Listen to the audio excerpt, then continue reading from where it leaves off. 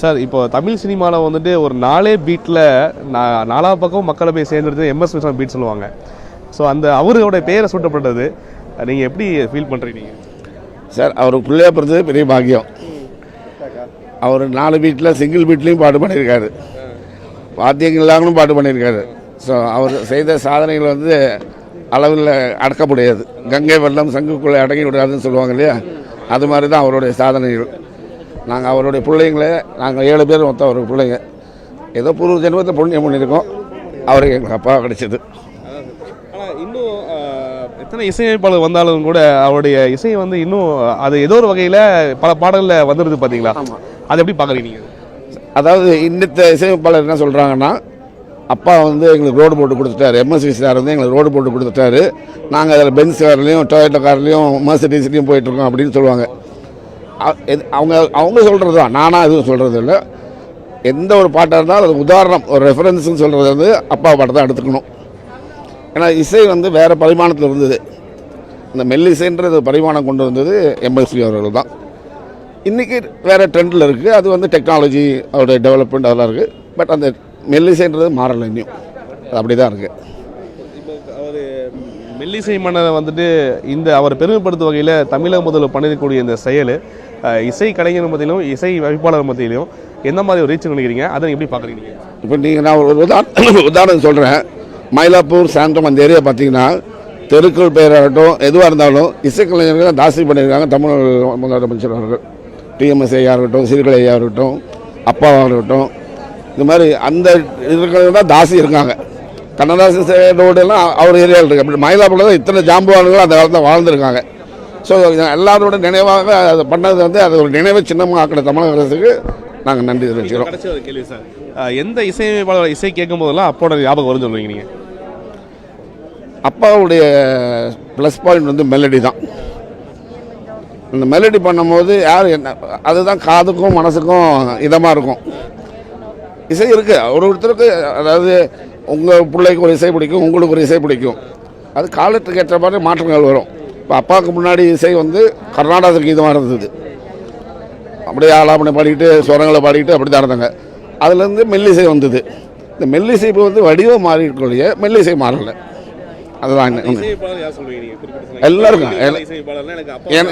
எனக்கு வந்து அப்படி கேட்டிங்கன்னா எனக்கு ரொம்ப பிடிச்ச இசையமைப்பாளர் வந்து வித்யாசாகர் சார் தான்.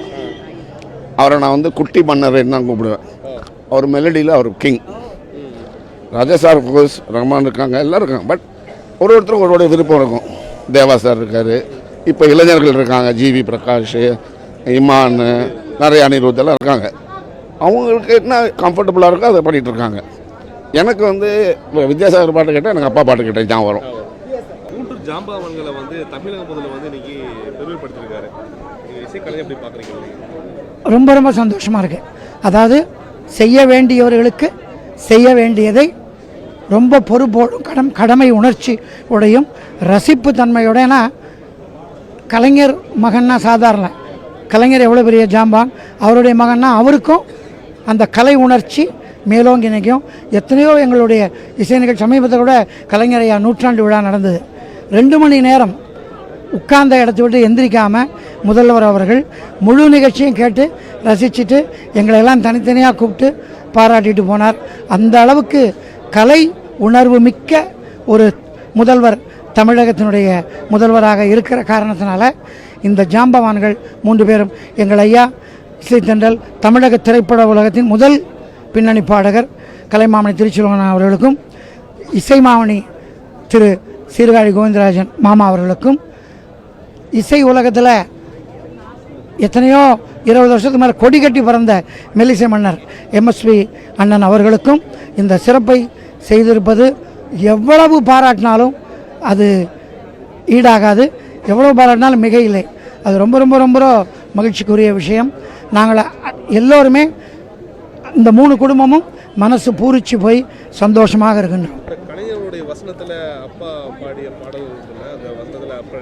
ஆமாம், அப்பா வந்து முதல் படம் மந்திரிகுமாரி. அந்த மந்திரிகுமாரி படத்தில் தான் கலைஞர் வந்து, ஏன்னா ரொம்ப பேர் பராசக்திம்பாங்க, பராசக்தியெல்லாம் பின்னாடி வந்தது. எம்ஜிஆர் அவர்கள் நடித்து, எஸ்.ஏ. நடராஜன் ஒரு வில்லன் கதாபாத்திரம் நடித்து வசனத்துக்காக வேண்டிய மிகப்பெரிய அந்த படம் எப்படி ஓடிச்சோ கலைஞர்கள், அதே மாதிரி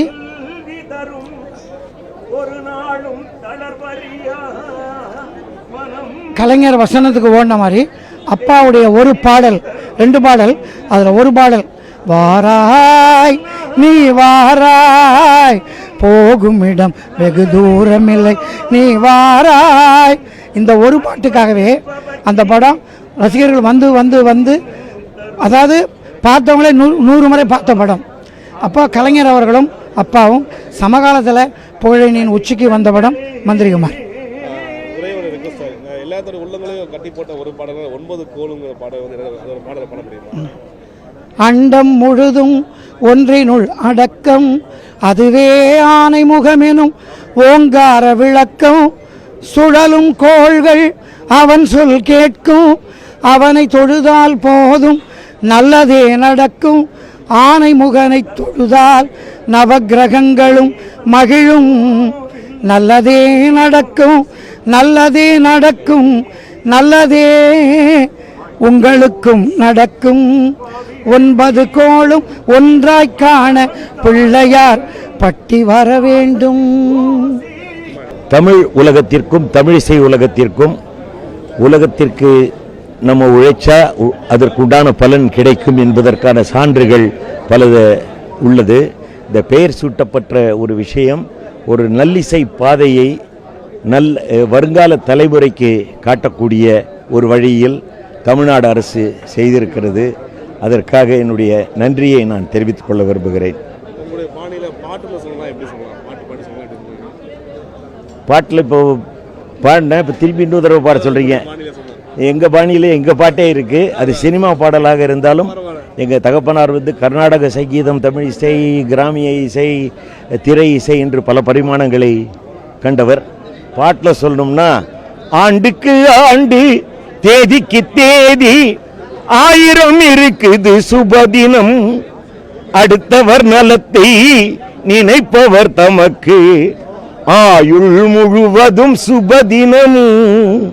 சுபதினமாக இன்றைய தினம் எனக்கு மட்டுமல்ல உலகளாவிய தமிழ் இசை ரசிகர்களுக்கும் தமிழ் நெஞ்சங்களுக்கும் எங்கள் இனத்தவர்களுக்கும் தமிழினத்திற்கும் இன்று அமைந்திருக்கிறது. சீர்காழி கோவிந்தராஜன் என்பது ஒரு மந்திர சொல்லாக இசை உலகத்தில் இன்றளவும் கடைபிடிக்கப்பட்டு வருகின்ற ஒன்று.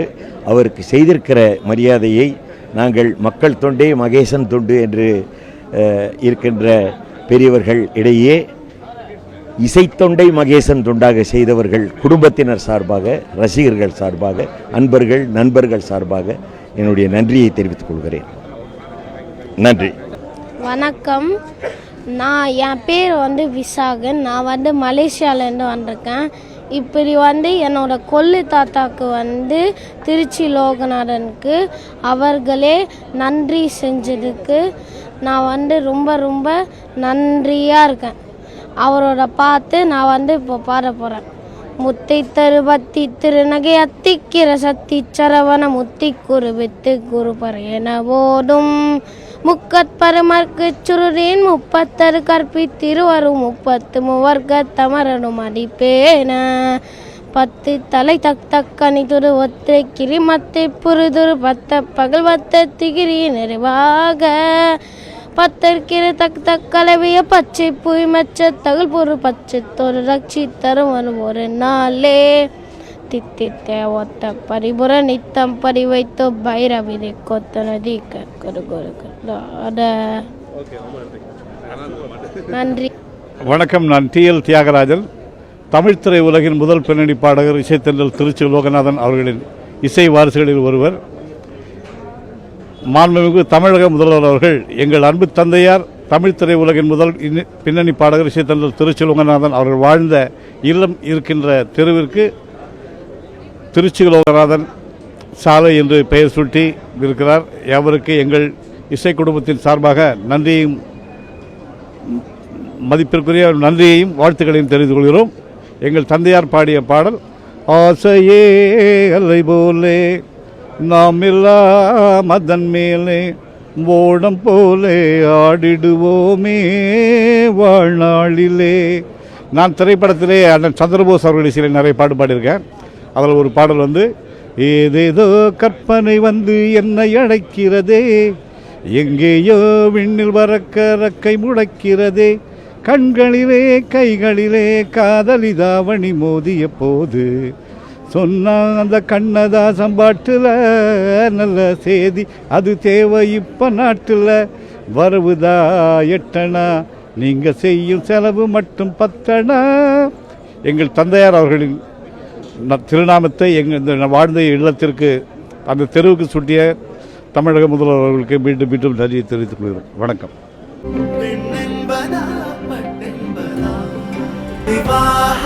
மணப்பெண்ணின் பிரத்யேகமான திருமணம் விவாஹா தி சென்னை சில்க்ஸ்.